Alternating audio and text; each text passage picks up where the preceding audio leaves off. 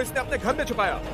उसकी चिकित्सा के बहाने पर उसे वैशाली के सारे भेद बताए। ये अब भी अजात शत्रु से मिलती रही है महाराज। आम्रपाली, क्या ये आरोप सत्य है?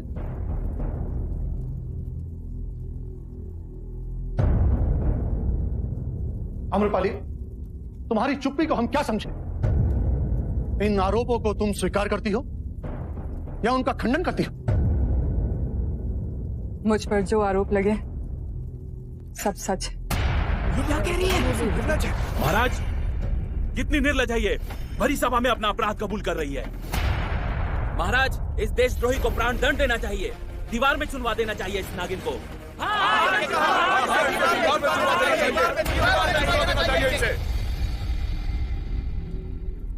आम्रपाली, ये सुनकर हमें बहुत कष्ट हुआ। वो क्या कारण था जिसके लिए तुमने वैशाली के साथ ऐसा विश्वासघात किया? महाराज, मैं जो वैशाली पर अपनी जान छिड़क के आज अपराधी बन इन सब की घृणा की पात्र बन गई। सबकी आंखों में तो मैं दोषी ठहरा दी गई। नहीं आम्रपाली, जब तक दोष सिद्ध ना हो कोई तुम्हें दोषी नहीं मान सकता। तुम्हें जो कहना है कहो। मैं बुद्ध की अनुयायी हूं और बुद्ध ने कहा है कि कोई भी जीव, प्राणी या मनुष्य घायल अवस्था में मिले तो बिना किसी भेदभाव के उसकी सेवा करनी चाहिए। मेरे महल के बाहर एक सैनिक घायल पड़ा था। उसके शरीर पर वैशाली के सैनिक के पोशाक थे। मुझे नहीं पता था उस व्यक्ति की वास्तविकता क्या है और उपचार करते करते मुझे उससे प्रेम हो गया। पर मैंने उसे ऐसा कोई भेद नहीं बताया जिससे वैशाली को किसी भी प्रकार की हानि हो। हम ये बात मानते हैं कि तुमने जानबूझ के वैशाली के शत्रु को शरण ना दी, परंतु जाने या अनजाने तुमने घोर अपराध किया है।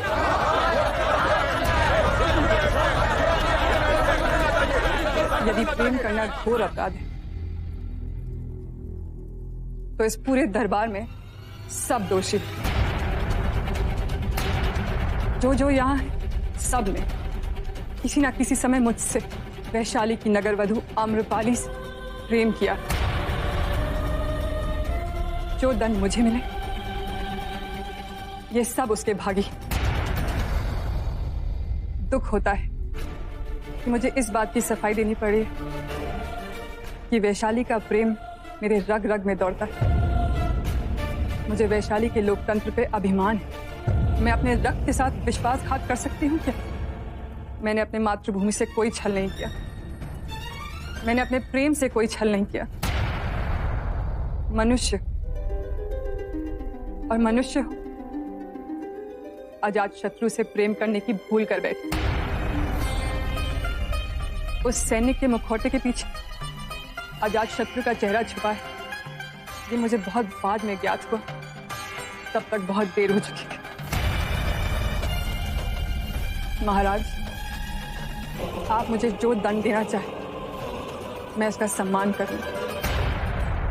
हम तुम्हारी निर्भीकता का आदर करते हैं आम्रपाली।